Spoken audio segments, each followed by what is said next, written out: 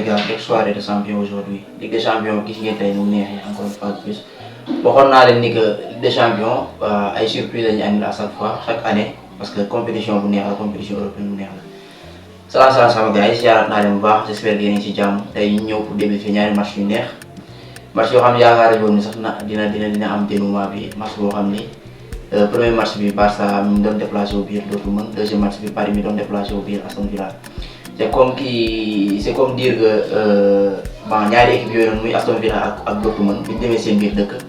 dañoo def li Barça ak Paris def seen biir dëkk c'est la même chose booy xool parce que booy xool ñaari match yi yëpp même scénario la am quoi même si am nañ défaite d'une part et d'autre et du Barça et de Paris Saint-Germain mais am nañ aussi qualification du Barça et du Paris Saint-Germain. Bon pour premier match bi gis ngeen nu mu demee ça a été trop dur pour Barça. Parce que tey jii dañ leen a persécuté mosuñu gis lii rek mosuñu gis parce que gars yi da leen a bett sax da leen a bett mais il fallait s'y attendre en quelque sorte parce que Dortmund tey dañoo ñëw en se disant que ils n'ont rien à perdre parce que perdre 4-0 à l'extérieur pour un match de quart de finale Ligue des Champions et jouer le retour chez eux donc je peux dire que ñoom dañoo ñëw tey en se disant qu'ils n'ont rien à perdre parce que booy xool championnat ils sont classés 7e Coupe d'Allemagne ils sont hors jeu. ak yeneen trophées yi aussi ils sont hors jeu donc tey dañoo ñëwoon def seen bopp ni ils n'ont rien à perdre nañ joxe le tout pour le tout jéem a xool li ñuy am te booy xool mentalité boobu noonu moom lañ commencé match bi joué nañ 10 minutes tegle ay 3 occasions 4 occasions te c'est grâce à Chelsea bu Barça encaissé bu premier 10 minutes yi. premier mi-temps bi joué nañ ko keroog muy jeex tàkk Barça amul tir cadré ak comment dire parallèlement Dortmund ñoom am na 7 tirs cadrés pendant que Barça amuñu. Même pour ñu téye ba sax ci biir surface c'était un problème donc tey dafa nekkoon match bu métti trop ci côté Barça ci côté yëpp je dis pas que tactique bi dafa kii changé moom rien n'a changé même si quand même Baldé absence Baldé am na benn impact ci jeu bi parce que moom moo empêché Barça seen bloc bi ni ñu ko doon kii placé ko amatuñ bloc ko parce que Gérard Martin n'est pas c'est pas un Baldé. Donc loolu noonu aussi peut-être que ça j'ai mais man du ma focus ci faiblesse Barça j'ai envie de focuser sur effort yi Dortmund def parce que il faut les saluer parce que ñëw nañ ak mindset bu positif attaqué nañ Barça sëpp nañ parce que xam nañ ni buñ defee loolu noonu kese lañ mën a am dara te loolu lañ àndaale tey wane ko ci biir terrain bi joué nañ match ba keroog muy jeex wane nañ jom ak def nañ match boo xam ne bu ñu ko defoon aller bi sax. Je peux dire que nous avons gagné Barça aller comme retour. Mais aussi c'est peut-être parce que c'était à domicile, mais aussi parce que peut-être qu'ils se disaient que oui, ils devaient le faire, bien ils devaient se donner à fond pour essayer de sauver l'honneur. Ce qu'ils ont fait avec un triple de Serhou Guirassy qui devance maintenant Rafinha, qui devance Lewandowski. Il y a un jour où j'ai envie de m'attarder sur eux parce que tey attitude yi ñu am ci biir terrain bi neexuma. Parce que Lewandowski il a 10 buts en Ligue des Champions, Lewandowski il a 11 buts en Ligue des Champions, Rafinha il a 12 buts en Ligue des Champions, Serhou Guirassy il a 10 buts en Ligue des Champions. Donc 3 joueurs yoo xam ne ñoo ngi en lice en course pour gagner kii bi meilleur buteur Ligue des Champions. Donc Barça ñoom au lieu ñu privilégier qualification mais peut-être qu'ils se sont dit que bon rien ne peut les renverser voilà ils croyaient que tout était acquis quoi en quelque sorte. te loolu naroon na leen sànq parce que tu as un Rafinha bal yoo xam ne waroon na ko mën a passe Lewandowski wala parce que benn jour mu dugal ko il préfère se la jouer solo un Lewandowski aussi qui préfère se la jouer solo parce que tout simplement il veut marquer des buts pour être meilleur buteur alors que la priorité c'est simplement la qualification. Donc j'ai détesté vraiment ces attitudes là de la part de Lewandowski et Rafinha. boo jugee foofu aussi Rafinha kii Lamine Yamal ci côté maanaam ci kii bi match aller bi ñett ñi nga xam ne ñoom ñoo dugaloo ils ont été décevants match retour bi ils ont été décevants match retour bi nga ñëw aussi ci milieu terrain bi y a eu un changement Pedri relégué sur le banc nu mu tudd sax nga am Gavi am Fermin Lopez avec un Frenkie de Jong qui a fait un début de match catastrophique il faut le dire Frenkie de Jong tey deful dara ci match bi deful dara ci terrain bi man bu desoon ci man ak man sax premier mi-temps bi dès premier mi-temps bañ dellu si deuxième mi-temps bi moom mooy njëkk a génn ci joueurs yi Gavi waru woon sax génn parce que man j'ai envie de dire aussi que Gavi moo ñu sauvé sax premier mi-temps bi parce que impact bi gars yi def ci milieu terrain bi avec des Mecha avec des Pascal Gross récupérer balle yi deuxième ballon lépp mais même booy xool sax premier but bi kii Barça dugal contre son camp certes mais Gavi moo nekkoon à la récupération moom moo doon jéem a casser rythme de jeu kii di leen imposer ay duel di gagner balle yi di récupérer ay balles di provoquer ay fautes moom kese c'est seulement Gavi qui était au niveau du Barça pour qu'on ait cette année-ci. De Jong il a été décevant loolu moo tax sax gis nga après dafa def ay fautes am carton nga wàcc ci suuf aussi défense bi demeewul noonu Araujo qui n'est pas serein Araujo il n'est jamais serein Araujo on peut pas lui faire confiance à 100% xaw ma lan moo tax maanaam je peux pas comprendre comment un défenseur comme Araujo koo xam ni dañ ko doon annoncé comme un futur crack comment il est pas venu à se rapprocher à ce niveau-là maanaam li mu doon def d'habitude Araujo liñ koy critiquer d'habitude mooy lan melul comme un Íñigo Martínez parce que Íñigo Martínez mooy premier relanceur Barça à côté de kii mu tudd sax Cubarsí à côté de Cubarsí parce que Rafinha sax am na benn balle bu mu raté première mi-temps bi balle boobu noonu Íñigo kii nu mu tudd sax Cubarsí moom moo relance ci Lewandowski def benn déviation Rafinha il avait le sang libre donc genre balle yooyu noonu un Cubarsí mën na la ko defal un Íñigo Martínez mën na la ko defal mais tu peux pas faire confiance à un Araujo pour mu defal la ko non seulement moom loolu noonu lacune la mais il ne parvient pas à couvrir cette lacune là par exemple en s'imposant contre kii Serhou Guirassy mais tey il l'a mangé Serhou Guirassy da ko sonal da ko malmené day génn sax dem jël Serhou Guirassy mais du ko mënal dara à chaque fois faute lay def troisième bii ba xoolal balle boobu noonu maanaam li mu mën mooy dégager balle boobu loolu la waroon def balle boobu noonu fi mu jàkkaarloo foofu la waroon génne balle bi muy corner muy tourner def orientation pour génne balle bi fële far delloo ko ci Serhou Guirassy attentif kii de Serhou Guirassy mu dugal balle bi troisième but il claque un triplé nga am ci beneen latéral bi moom aussi doxul hors Chesney à part Chesney ci défense bi maanaam ci dernier suñu match moitié de terrain ci dernier carré à part Chesney parce que bu dul woon moom tey jii nii encore une fois de plus ñu encaissé 5 buts wala ñu encaissé 4 buts au moins 3 buts premier mi-temps au minimum 3 buts premier mi-temps parce que 5 premiers buts ci Barça encaissé nañ 3 occasions yoo xam ne dañu ko tegalantoo te moom moo ko génnee donc tey aussi dañ koy tàccuwaat mais du ma attardé wu ci joueur Barça yi di leen sikk wala ma leen xas parce que benn match donc mënul gâcher seen saison bi ñu def yëpp donc ce que je vais faire c'est quoi c'est saluer la performance de Dortmund comme ni ma ko waxee woon début vidéo bi peut-être que bu ñu wanoon lii nii depuis premier match bi depuis match aller bi du demee nii mënoon nañoo gagner double confrontation yi donc qualifié bu ñu wanoon depuis le début donc mënoon nañoo jàll fii nii mën nañoo jàll te rappelons ils sont 7e au classement de la Bundesliga équipe bu baax lañ mais ces dernières années dañoo nekk en déperdition dañoo nekk en perte de confiance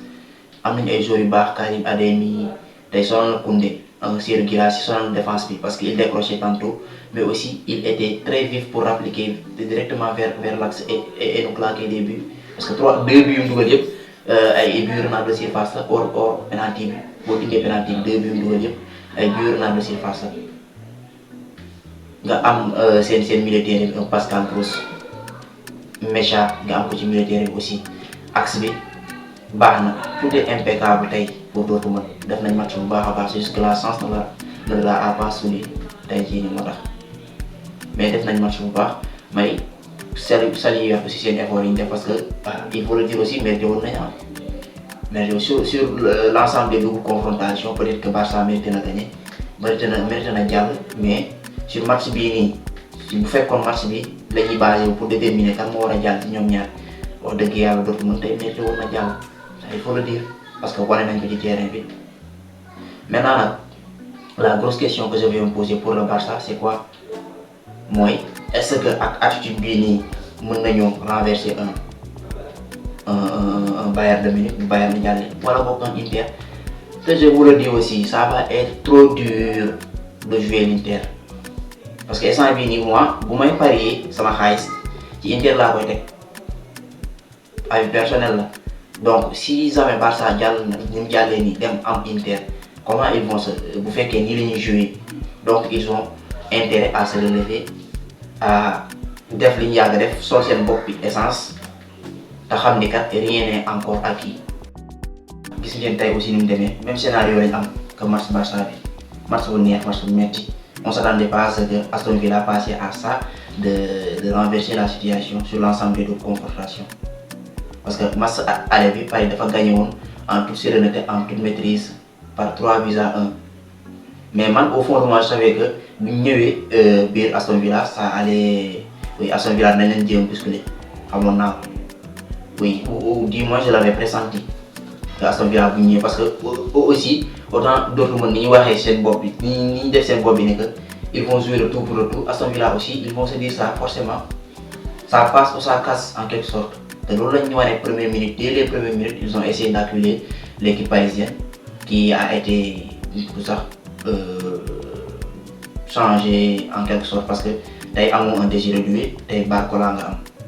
ci militaire bi aussi mu jumle am na benn changement xaw ma mais Aston Villa tey ni ñu abordé match bi amuñ ne li dootu mën am ci kaw Barça te buñ ko amoon mënoon na demee neneen dootu mën ni ñu am ci Barça maanaam ñëw première minute yi ñu sëb Barça am benn but première mi-temps loolu Aston Villa bu ko amoon ci Paris moom mooy jàll mais Aston Villa dafa ñëw sëb Paris jéem koo offensé Paris dugal benn but dugalaat donc là on s'attendait à ce que Paris déroule comme ni mu def lu match aller bi tranquillement ñu gagné match bi sans problème mais Aston Villa ñoo commencé génn continuer ci li ñu nekkoon mooy gëm ni mën nañoo créer une surprise te loolu lañu nekkoon di def ba égaliser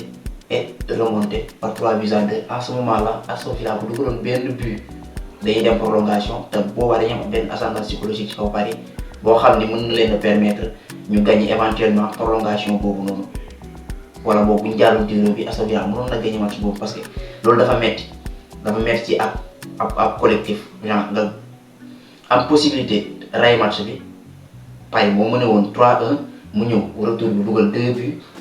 Aston Villa égalisé ba remonté instant boobu noonu loolu day joué ci bopp yi donc Aston Villa ci loolu noonu sax la basé wu ci loolu noonu lañ continuer di attaquer Paris di ko sonal di am des occasions te c'est grâce à Donnarumma bu Paris qualifié aujourd'hui ci match Barça bi je disais que Chesney première mi-temps bi bu woon moom et même deuxième mi-temps bu woon moom Barça dina encaissé lu mu tuuti 4 buts ba concédé égalisation bi mooy sur l'ensemble de rencontre Donnarumma aussi tey bu woon moom Paris bon je peux dire dañ koy éliminer parce que match bi mu def tey jii nii et c'est comme si Donnarumma maanaam gars yi bu ñu ko commencé critiquer rek ci lay commencé def performance yi nii parce que vous vous souvenez bien match contre Liverpool match aller bi Donnarumma taxaw na ci gars yi il n'a pas eu à réaliser d'arrêt pendant tout le match ba dernière minute benn arrêt bu waroon a am pour réaliser moom lañ ko dugal gars yi jàpp ko sëpp ko lu nekk ñu wax ko di ko sikk di ko saaga naan c'est pas un grand gardien mu ñëw retour bi il nous a sorti une performance XXL